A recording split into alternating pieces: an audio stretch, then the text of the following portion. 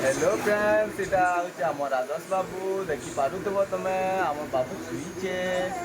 बहुत गरम लगुचे। कूलर चलो, पंखा चलो, किसी भी काम नहीं देवार, खाली एसी दरकार अच्छे।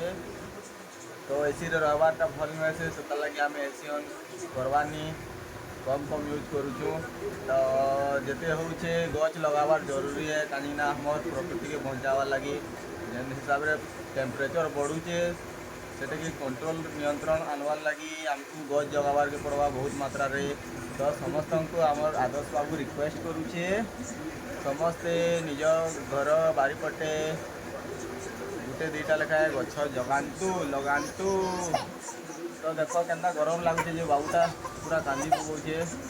तो एति गरम आगदी बढ़ते जावा बेले आउ किछि बरस पर आमर जेनेरेशन काଣା हेबा कही भाव।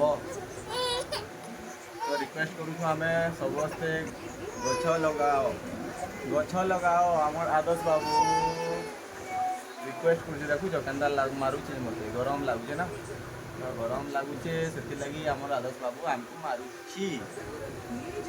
तो एति रिक्वेस्ट थिला। धन्यवाद।